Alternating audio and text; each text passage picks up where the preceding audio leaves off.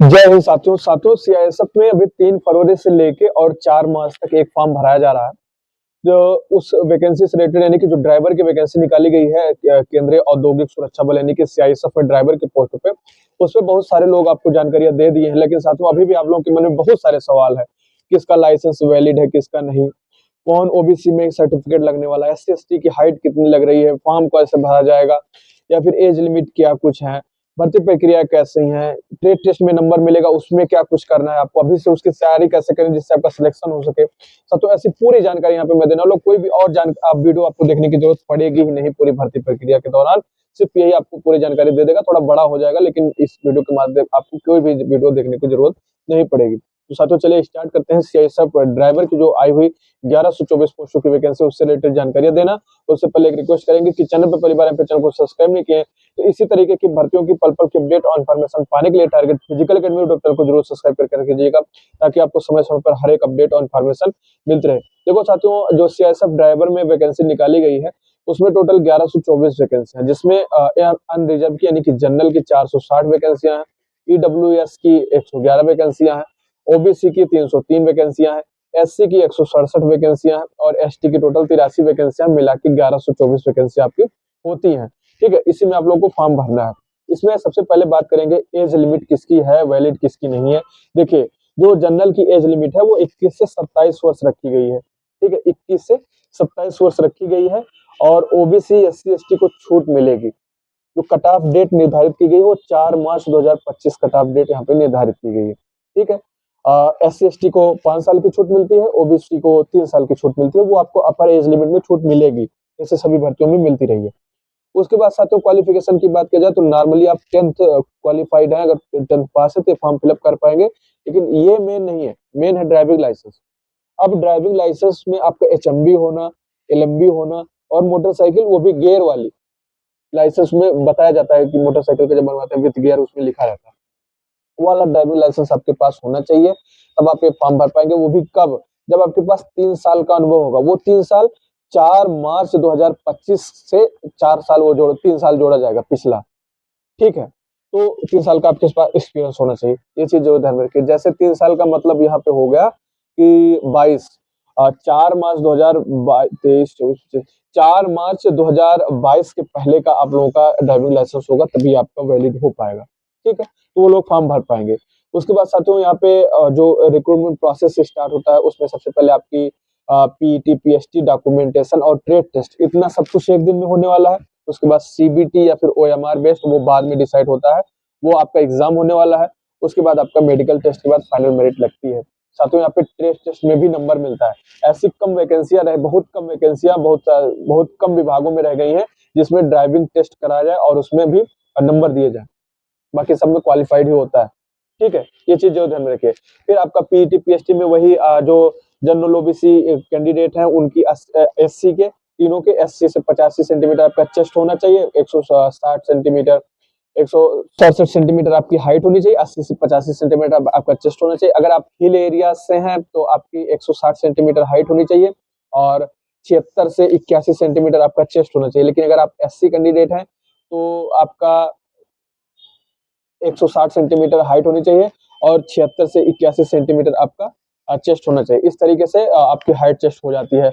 उसके बाद साथियों सिलेक्शन प्रोसेस की मैंने बात कर ही ली है कि सबसे पहले पीईटी पीएचटी डॉक्यूमेंटेशन और टेस्ट होगा एक एडमिट कार्ड जारी करने के बाद एक ही दिन। उसके बाद जब 1-2 महीने बाद आता है तो सीबीटी या फिर ओएमआर बेस्ड एग्जाम होगा। उसके बाद आपका मेडिकल कराया जाएगा। ठीक है, उसके बाद साथियों बात करते हैं कि आपका जो ट्रेड टेस्ट होता है, तो साथियों देखिए जो ट्रेड टेस्ट होता है उसमें नंबर दिया जाता है। नंबर किस हिसाब से दिया जाता है? जो ड्राइविंग टेस्ट एलएमबी का नंबर होता है, मतलब लाइट मोटर व्हीकल का, वो 50 मार्क्स का टोटल होता है और 25 नंबर उसमें, मतलब 50% आपको लाने ही है तभी आप क्वालिफाई हो पाएंगे, नहीं तो नहीं। और उसमें एलएमबी के बारे में पूरी जानकारियां, फुल फॉर्म वगैरह, लाइसेंस बनाने का प्रोसेस और सिग्नल वगैरह, आप रोड के किस कॉर्नर से लेके चलते हैं अगर एलएमबी चला रहे हैं तो। फिर उसके बाद एचएमबी की बारी आती है, एचएमबी किस साइड से लेके जाना है, उसका जो सिंबल होता है रोड पे, वो सारी चीजें पूछी जाती हैं।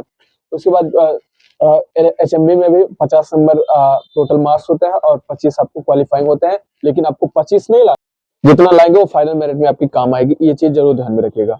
उसके बाद साथियों आपका रिपेयरिंग, रख रखाव इनसे और ईंधन का इस्तेमाल करना, एवरेज वगैरह निकालना, ये सारी चीजें भी उसमें आती हैं, जो टोटल 30 मार्क्स के ये होते हैं, और इसमें भी 15 नंबर से कम पाते हैं तो फेल हो जाएंगे। मतलब आपको एचएमबी और एलएमबी का जो टेस्ट है उसमें आपको 25-25 नंबर हर हाल में लाएंगे, तभी आप अगले स्टेप के लिए जा पाएंगे, यानी कि आपका एडमिट कार्ड आएगा एग्जाम के लिए, नहीं तो नहीं आएगा, आप फेल मान लिए जाएंगे। और जो रिपेयरिंग रख रखाव वाला है उसमें आपको 30 में 15 नंबर लाएंगे, तब आप पास हो पाएंगे, नहीं कि नेक्स्ट स्टेप में जा पाएंगे। ये चीज जरूर ध्यान में रखिएगा। उसके बाद साथियों जो पीईटी वगैरह कराई जाती है, पीईटी में की बात नहीं किया, मैं अभी कर लेता हूँ। उसमें आपकी 800 मीटर की रनिंग कराई जाती है। जी हाँ साथियों, ज्यादातर केसेस में ग्राउंड पे ही रनिंग होती है, लेकिन सीआईएसएफ की यूनिटों में आपके रोड पे भी बहुत सारे पोस्टों की रनिंग कराई जाती है। तो ये डिपेंड करता है उस समय की सिचुएशंस। अगर बारिश का समय रहता है तो रोड पे ही करा लेते हैं, या फिर कोई और भर्ती चलती है तब भी वो आपका रोड पे करा लेते हैं। इस तरीके से है। बाकी साथियों आपकी लॉन्ग जंप भी है और हाई जंप में भी है, इसमें गोला फेंक वोक नहीं है। लॉन्ग जंप और हाई जंप है। 11 फीट की आपकी लॉन्ग जंप होती है, जो रनिंग के बाद होती है। रनिंग पास कैंडिडेट ही लॉन्ग जंप में पार्टिसिपेट करते हैं।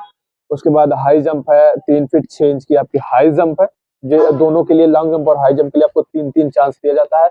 अगर एक बार में आप क्वालिफाई नहीं कर पाते हैं किसी कार्ड से, तो आपको दोबारा मौका दिया जाता है। दोबारा नहीं क्वालिफाई कर पाते हैं तो दोबारा मौका दिया जाता है।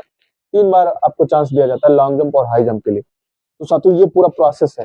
ये पीईटी, पीएचटी, डॉक्यूमेंटेशन और टेस्ट से रिलेटेड इतनी सारी जानकारियां थी। अब रिटर्न टेस्ट की, जब इतना सब कुछ क्वालिफाई हो जाता है तो लगभग 1 से 1.5 महीने का मौका आपको मिलता है रिटर्न टेस्ट की तैयारी करने का। तो अभी से आपको तैयारी करनी पड़ेगी, तभी आपका एग्जाम निकल पाएगा। ये चीजें कोई नहीं बताता, मैं बता रहा हूँ, मैं देखा हूँ वैकेंसियां। ठीक है, मैं आपको 100% जानकारी दे रहा हूँ। सिलेक्शन उसी का होगा जो अब 3 तारीख और 4 मार्च का पूरा रणनीति के साथ तैयारी स्टार्ट कर देगा अभी से। अगर नहीं की हो, वैकेंसी देखनी है, फॉर्म भरना है, तो वैकेंसी टारगेट करो। अच्छी वैकेंसियां होती हैं। इसमें 2 तरीके की वैकेंसियां हैं। एक होती है कांस्टेबल जीडी ड्राइवर के लिए, कि जो नॉर्मली ड्राइवर होते हैं, बस और ट्रक वगैरह चलाते हैं। दूसरा है फायर सर्विस की ड्राइविंग की, यानी कि आपकी वो दमकल की गाड़ियां हो गई, या फिर जो मोटरसाइकिल होती है दमकल वाली, मतलब आप फायर सर्विस की पंप ऑपरेटर वाला पूरा काम करेंगे। वो पंप ऑपरेटर वाले भी ड्राइविंग करते हैं, और पंप ऑपरेटिंग अलग से उनको सिखाया जाता है, और उस ट्रेड में भी वो रहते हैं। सीआईएसएफ की वैकेंसी आप सभी को पता है। पैरामिलिट्रियों में सीआईएसएफ बेस्ट मानी जाती है, सबसे बेस्ट मानी जाती है, क्योंकि ये हमेशा अच्छे एरियाज में रहती है, अच्छी सुविधाओं के साथ रहती है।